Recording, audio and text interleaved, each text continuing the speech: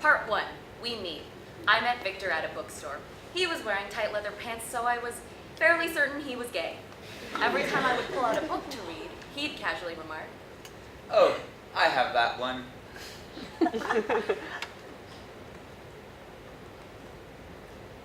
"Oh, I have that one too." okay.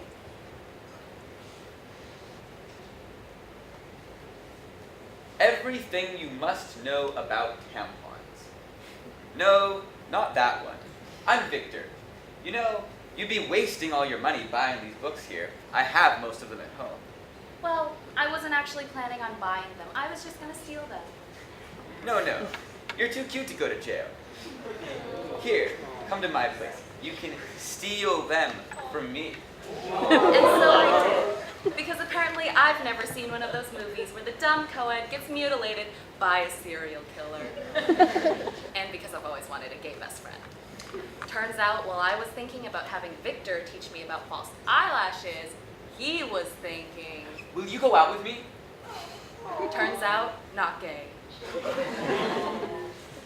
Of 3 things I was absolutely certain. First, Edward was a vampire. Second, there was a part of him that... No, what are you doing?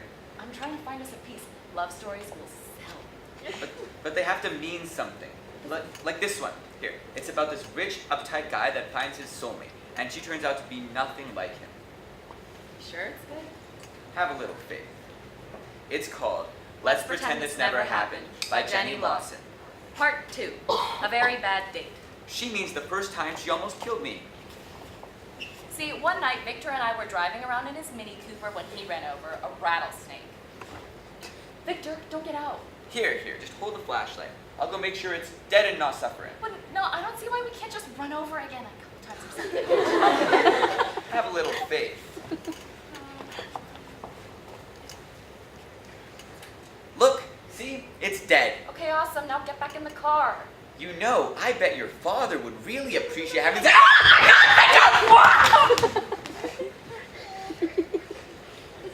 You left me alone in the dark with a live rattlesnake? No. You left me alone in the dark for a live rattlesnake. You could have killed me. No.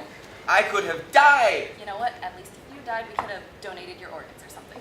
Like hell you would. I may need them. Why would you need them? You're dead. Well, what if I became a zombie or something, huh? I'd be a pretty lousy zombie. If they gouged my eyes out, I'd be biting cats and holes and stuff. Okay. So, darling, you're making the decision not to save someone's life on the off chance that it might be more inconvenient if you became a zombie. Well, it sounds stupid when you say it. Part 3, I meet his parents. Hi, it's so nice to meet you. I'm just going to take a seat here. Jen.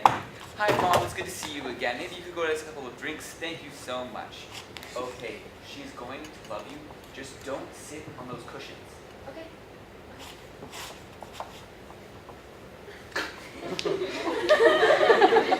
What are you doing? What are you doing? You can't sit on the floor. Are you 7? You just said I couldn't sit on the cushions. The decorative cushions. Of course you can sit on the couch cushions. That's what couches are for. Well, why didn't you teach me couch etiquette? Look, I bet your mom is probably over there in the other room phoning your dad about the low-class thrifter that their son brought home. Of course. You know, she can't even use a couch properly. She must be some sort of hobo. Look at us. I'm like the Dairy Queen ice cream spoon, and you're the escargot spoon. Well, I happen to like the dairy ice cream spoon. Just have a little faith. Part 4, I get lost. Victor, I'm lost. How do you get lost every time you Hey, leave don't the house? yell at me! I'm not yelling. Can't you just tell me how to get home? I don't know where you are. Okay, well, there's a tree. And those are some bushes. Oh, no, that's a horse. Wait, Victor, I can't tell. It's too dark. Great. I know exactly where you are. You do? No! You're somewhere where there may or may not be bushes? How is that helpful? Oh. Just put in our GPS the address and you'll find your way home. I left that at home. But, Victor, it is trying to kill me. What? Okay, so you remember that one time I had to go into town, so I printed the directions off of MapQuest, and you made me take the GPS as a backup? Well, halfway there, the GPS is all, turn left now, and I'm like, no, MapQuest says to go straight. And then she's sighing at me like she's all frustrated, and she goes, recalculating. This really judgy, condescending tone. And then she's all, turn left now. And so I do turn left, just like she says. And then she goes, recalculating. And I'm like, I did exactly what you said to do, so what's with the tone, whore? You don't use the GPS because you don't appreciate the tone of the robot? How long do you have to be missing before I can start dating again? I eventually found my way home. I had to find her so she could follow me home. Point is, I made it home. And I duct taped the GPS to her windshield. Part 5. I meet his coworkers at a Halloween dinner party. We dressed up as the Spartan cheerleaders from Saturday Night Live. Ready? 3, 2, 1. Spirit! It's okay. Listen, just things not to talk about tonight. Politics, sex, cancer, drugs, religion, and ninjas. Okay, and I will try to remember not to accidentally flash anybody. What? What? Just not wearing any underwear. What? Wait, no. I just wanted to let you know so you'd be aware. Aware of what? Well, in case we did any elaborate cheese, then you'd be ready. We're not going to be doing any elaborate cheers. Why aren't you wearing any underwear? Okay, so my skirt was made of this really clingy polyester material, and I thought instead of buying a new one or pulling it down all night, it'd be easier to just go commit. It would have been no trouble at all for me to buy you a new costume. This makes no sense. Well, I don't expect you to understand the science of panty. Fine. Things not to talk about tonight. Cancer, drugs, sex, religion, politics, ninjas, and panty lines. Those are the only things on my mind right now. They're coming. Well, I can only think of the prohibited subject. Hey there, Mark. It's really good to see you again. Sir, ma'am. This is my girlfriend, Jenny. One time I was stabbed in the face by a serial killer. No idea why.